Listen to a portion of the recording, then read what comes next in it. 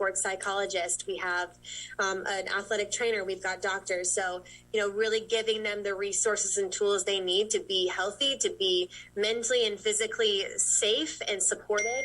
And I feel very passionate about making sure that, we as coaches don't overstep into areas where we're not experts. I think that's important. And at the same time, I have so many good conversations with our student athletes, checking in on them, honestly supporting them as a whole human being and not just as an athlete. I think that's something that all coaches can really focus on. And, when they're healthy as a human being, they do much better than in the gym anyway. So that's what I want for my student athletes. And I want them to graduate, feeling whole and feeling excited and empowered and ready to take on the world. A lot of times in elite sports, coaches are from an older generation. Do you think with all of the activism we've seen from athletes, especially over the last several years, that it's going to change sport as a whole and for this new generation of athletes growing up? I definitely see it changing currently, with people like Naomi Osaka and Simone Biles, and really using their platforms to speak about some of the things that I think have always been struggles for people and issues, but it wasn't really talked about. It was kind of suppressed and pushed down, and maybe people were nervous or scared to talk about it. But now we're removing the stigma of mental health. We're removing the stigma of speaking out and using your voice and being empowered to do that. I think that's really amazing, and I'm excited to see where that goes with sports. And I hope that every athlete feels empowered to use their voice. I know I wasn't when I was a competing athlete, but I am now.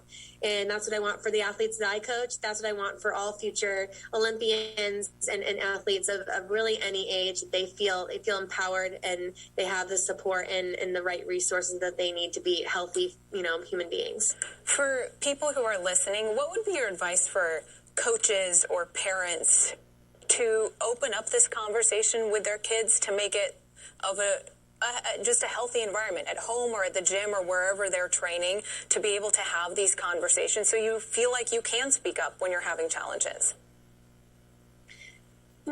It sounds so simple, but honestly, I think checking in with kids and not just checking in, but really listening and asking a lot of questions. And, I think trusting your gut and allowing your kids to trust their gut when they feel like something is wrong or uncomfortable or not right, really listen and believe them and know that they have some intuition too. So I think it sounds so simple, but just ask a lot of questions, check in, listen, and really start that conversation, because, parents can't be with their kids 24/7 all the time, but we want to make sure that they're comfortable, they're safe, they're not being taken advantage of or abused in any way.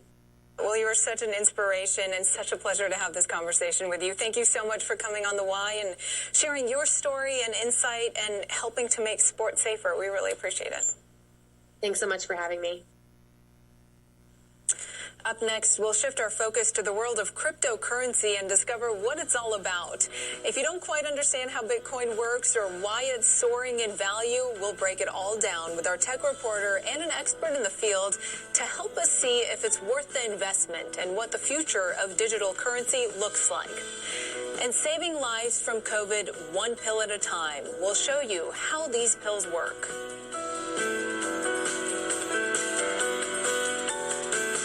I love it. The technology is easy. I just wear a little sensor, and that's it. The Dexcom sends my glucose readings to my receiver every 5 minutes, and I can also get it on my smartphone. It's totally private. No one knows. Now it's easier being able to see what your numbers are at any time of the day. You don't have to prick your fingers at all. It's amazing. It really helps you take control of your life.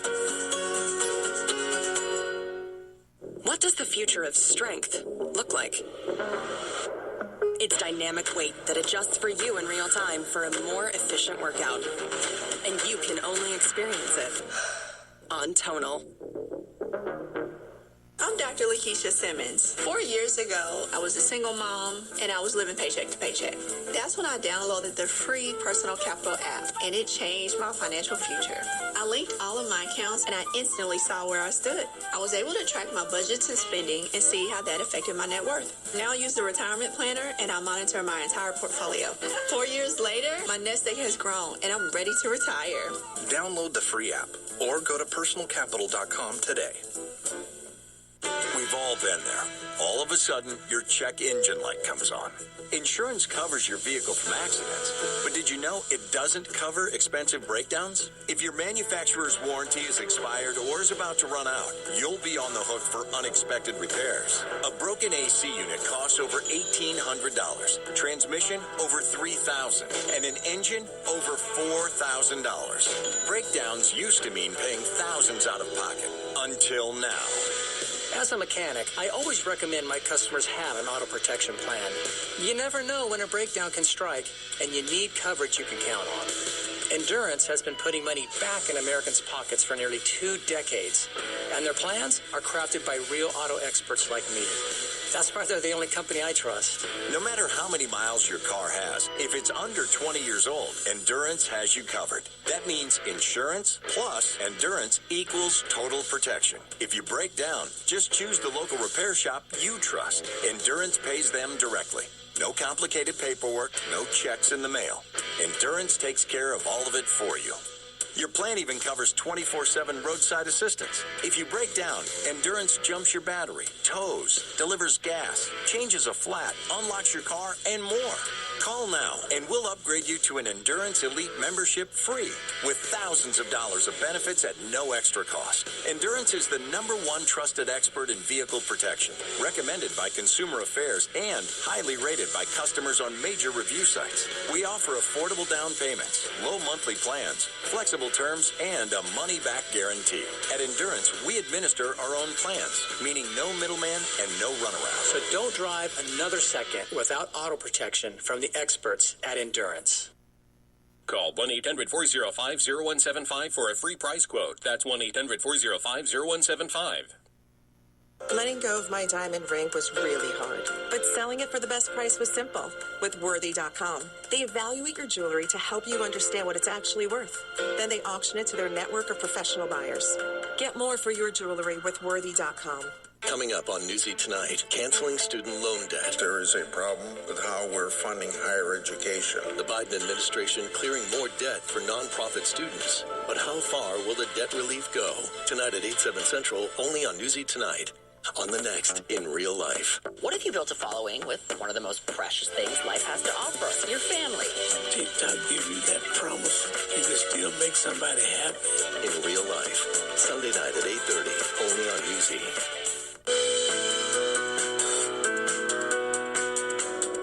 Welcome back to the next half hour of The Why. I'm Tadevika Prikyan in Chicago. Every night on the show, we bring you answers behind the headlines, helping you understand what's driving our world.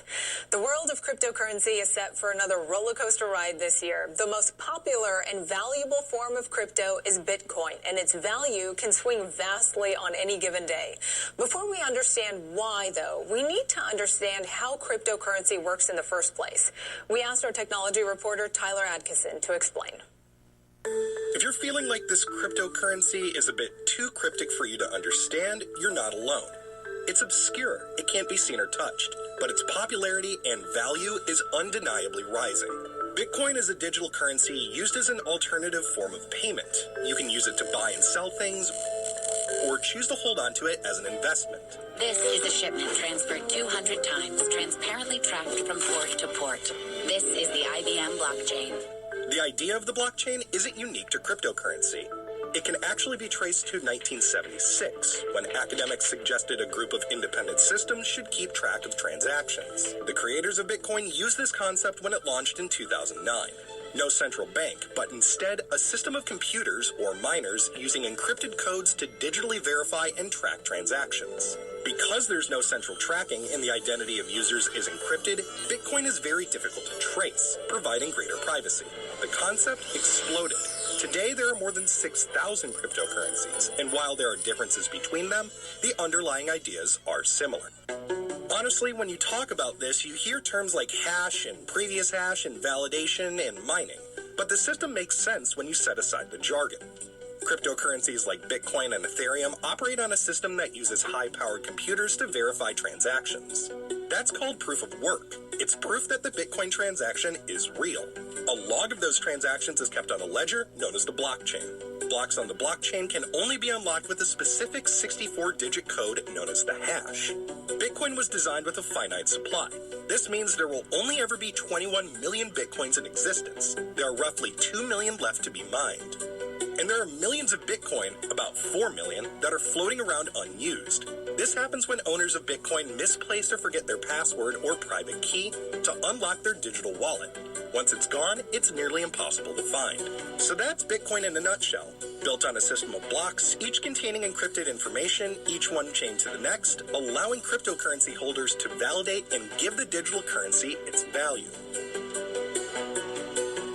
Newsy's technology reporter Tyler Atkinson is here with us tonight in Chicago from one of our studios just next door. We're staying distance to stay safe, of course. So, Tyler, you're an expert on this. Let's do a bit of a crypto 101, if you will. First question for you. Help us understand what digital currency really means. You can't hold it. Bitcoin might sound like a coin, but there's no physical coin. So you can't touch it. You can't print it.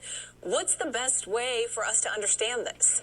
Yeah, I think it kind of helps to think about it as a speculative asset or a kind of investment rather than a currency. Now, to be clear, Bitcoin is a form of currency. You can go and spend it in certain places. It's not necessarily going to be easier to spend than a U.S. dollar, but you can go spend it.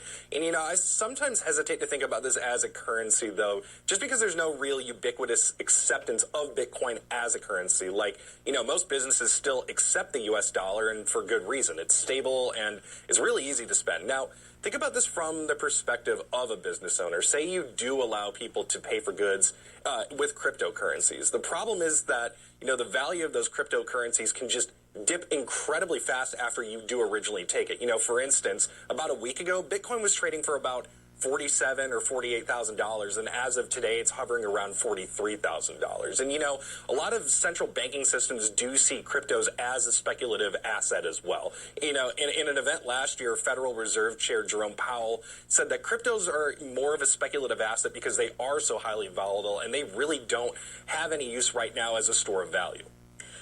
Okay, so how exactly then do you get more? You can print money, it's in circulation, but cryptocurrency is mined, and this is a little confusing for some people. So explain mining. It's not mining in the traditional sense, and I want to clarify that word for our viewers. Mining is used in the crypto world to reference people solving math problems on a computer, which is then how you get more Bitcoin, for example. So take us through that a little bit. Yeah, so currently cryptocurrencies like Bitcoin or Ethereum, they operate on what's known as a proof of work system, which uses these power-hungry, specialized computers to verify transactions for people that are sending cryptocurrencies on a ledger that's known as the blockchain. So at its most basic, these computers work to guess a 64-digit code that, once it is discovered, it opens up a block on the chain to verify transactions. And whoever does end up opening that block, the winning operator, they end up getting a reward for solving that puzzle. And so as more blocks are unlocked, the puzzles get harder, they require more energy, etc. These machines that people are using are really energy intensive by design, and they serve as a security feature for blockchain networks to keep cyber criminals away from trying to get in there. And when I say energy intensive, I mean energy intensive. According to Digiconomist, right now, Bitcoin uses about as much power as the entire country of Thailand. You know, a single transaction is the equivalent to the power consumption of the average U.S. household over a period of 78 days. You know, this process is so energy intensive that several countries have actually moved to ban Bitcoin mining, most notably China, because they really do contribute a lot to the issues that we see with carbon emissions and global warming at large. Wow. Okay, a lot of people are kind of stepping back with that one and going, I had no idea. Tons of new information there. So, like you just mentioned, there are lots of different types of cryptocurrency. Bitcoin may be the one that most people are familiar with, but there's a lot of others, right? Dogecoin, Ethereum, like you just said. Is that kind of like for us to envision that as the dollar or the euro or the yen, or is it totally a different idea with each one holding a different value? Yeah, each coin holds a different value, but before I want to get into that, I kind of want to give a snapshot about what the entire cryptocurrency market looks like right now, because, you know, even though there's tons of different cryptocurrencies out there, the market is remarkably concentrated. So, according to data that was compiled by Finbold as of October 2021, the top 3 cryptocurrencies, which make up just 0.02% of the more than 12,000 coins on the market right now, accounted for almost 70% of all the crypto market's value. Bitcoin has the largest share at roughly